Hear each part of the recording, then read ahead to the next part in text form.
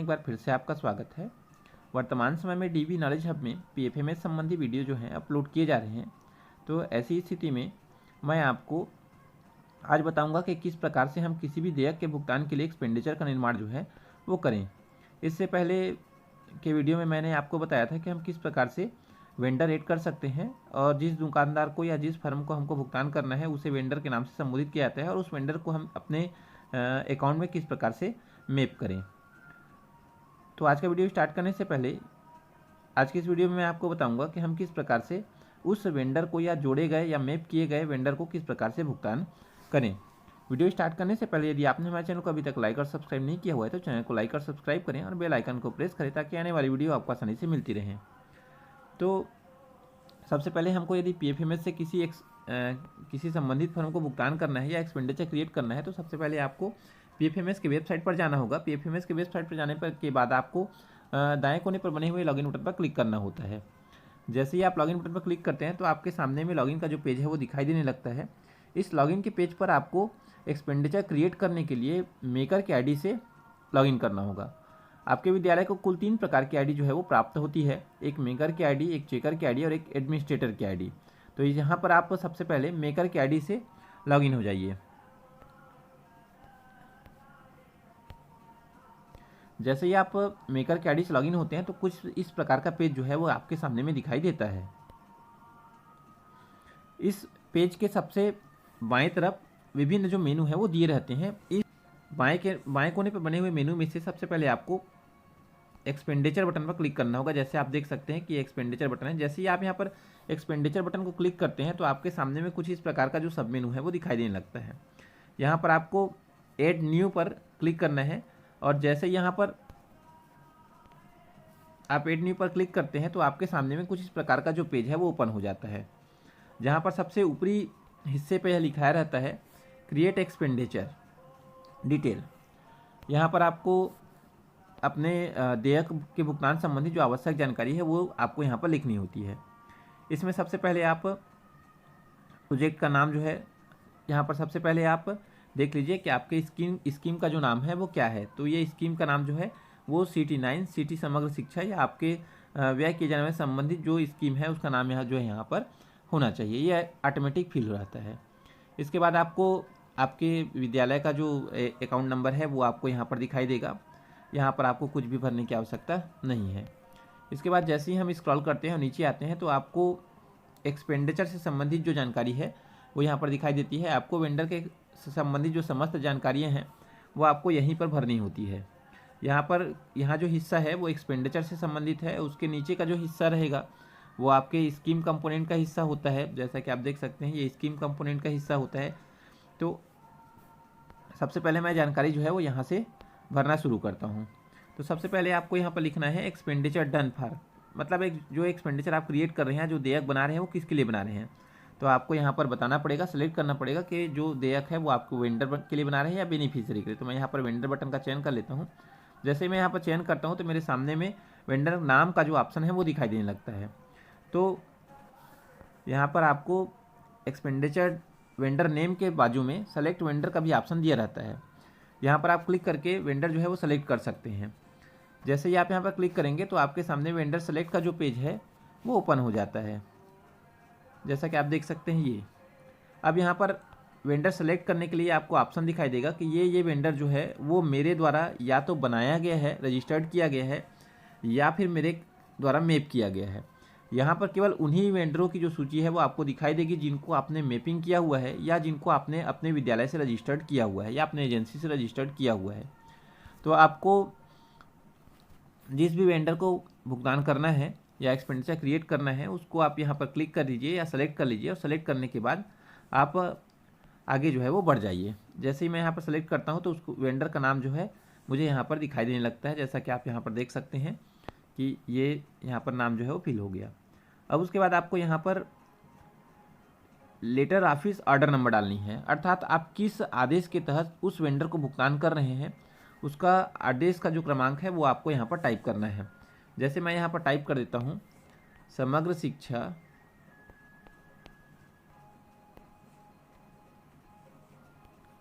07।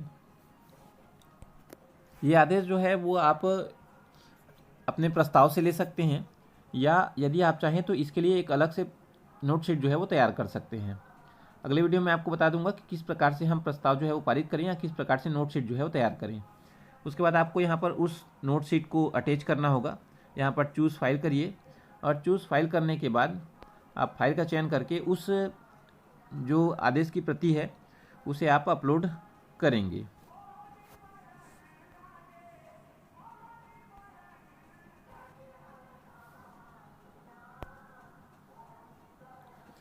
इस प्रकार से जो इमेज है वो अपलोड करना है।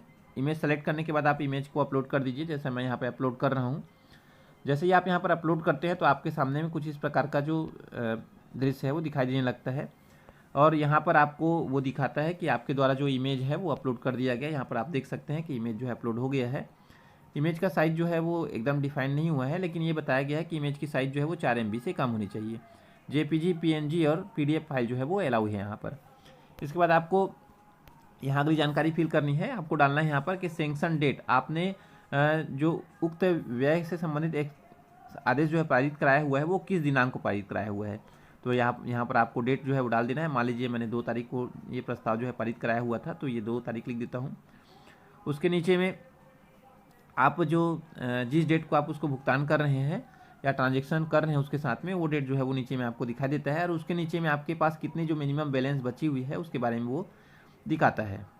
इसके बाद आपको यहाँ पर वापस जो है वो टाइप कर देना है कि आप उस संबंधित वेंडर को कितना जो है भुगतान करना चाहते हैं। मान लीजिए मैं संबंधित वेंडर को 2000 की राशि जो है वो क्या करना चाहता हूँ, भुगतान करना चाहता हूँ। ये मैं यहाँ पर 2000 डाल देता हूँ, और 2000 डालने के बाद आपको यहाँ पर टाइप करना है कि ये संबंधित भुगतान जो है वो आप किस लिए संबंधित वेंडर को कर रहे हैं। तो मान लीजिए मैं इसको भुगतान कर रहा हूँ स्टेशनरी के लिए, तो मैं यहाँ पर टाइप कर देता हूँ स्टेशनरी, ये स्टेशनरी।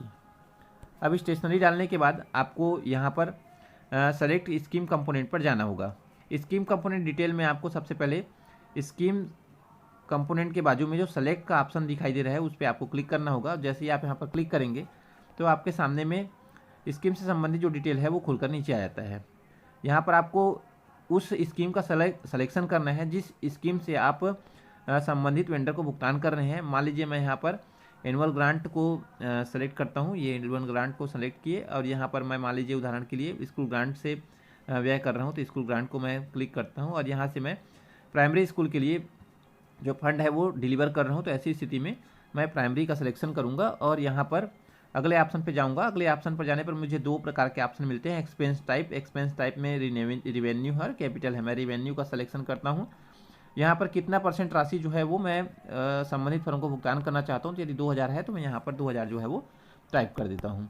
जैसे ही मैं 2000 टाइप करता हूँ तो ये % जो है वो अपने आप 100 पे आ जाता है, और मैं इसको क्या कर दूँगा, ऐड बटन पे क्लिक कर दूँगा। जैसे ही मैं ऐड करता हूँ तो मेरे सामने में कुछ इस प्रकार का जो पेज है वो ओपन हो जाता है।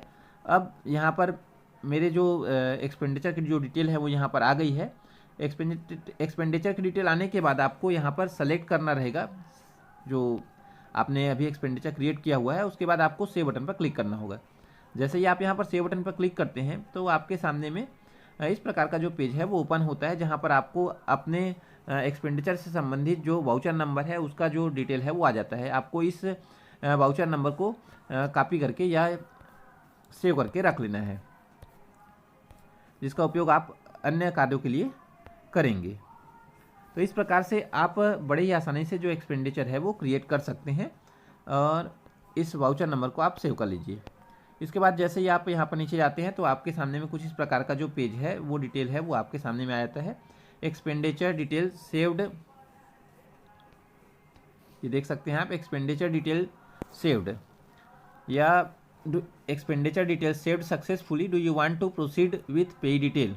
अब आपको यहाँ पर यस बटन को क्लिक करना है और आपको पे डिटेल के बारे में आपको जो जानकारी है वो भरनी है। आगे जाने के बाद आपको बताना है कि आप जो एक्सपेंडिचर क्रिएट कर रहे हैं उसका भुगतान जो है वो आप किस प्रकार से करना चाहेंगे। तो यहाँ पर नीचे में ऑप्शन दिया रहता है, यहाँ पर 2 ऑप्शन रहेंगे, ई पेमेंट यूजिंग प्रिंट एडवाइस और ई पेमेंट यूजिंग डिजिटल सिग्नेचर। तो आपको यहाँ पर ई पेमेंट यूजिंग प्रिंट एडवाइस पर क्लिक करना है, और क्लिक करने के बाद आपको कोने पर बने हुए ऐड बटन पर क्लिक करना है। जैसे ही आप यहाँ पर ऐड बटन पर क्लिक करते हैं तो आपके सामने में इस प्रकार का जो ई पेमेंट डिटेल है वो बन करके आ जाता है। यहाँ पर आपको वापस एक जो बॉक्स है वो दिखाई देता है जहाँ पर आप लिखा रहता है नरेशन फॉर पासबुक। यहाँ पर आपको वो जानकारी जो है वो टाइप करनी होती है जिस जानकारी को आप अपने पासबुक में प्रिंट करना चाहते हैं। तो यहाँ पर आप लिख दीजिए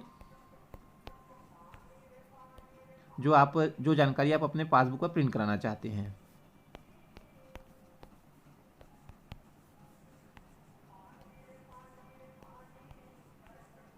मैं यहाँ पर लिख देता हूँ मैंने किस संबंधित फर्म को भुगतान किया हुआ है करके।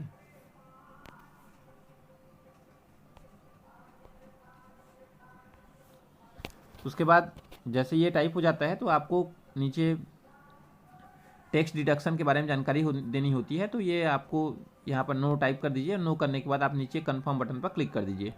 जैसे ही आप कन्फर्म बटन पर क्लिक करते हैं तो आपके सामने में कुछ इस प्रकार का मैसेज जो है वो दिखाई देने लगता है और यहाँ पर स्पष्ट रूप से लिखा रहता है कि pay detail has been confirm successfully.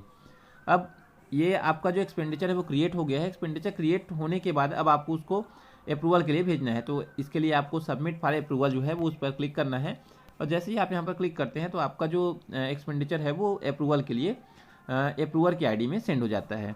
तो इस प्रकार से इस विधि का उपयोग करते हुए आप बड़ी आसानी के साथ में अपने विद्यालय में राशि जो है आहरित करने के लिए, राशि जो है भुगतान करने के लिए एक्सपेंडिचर जो है क्रिएट कर सकते हैं।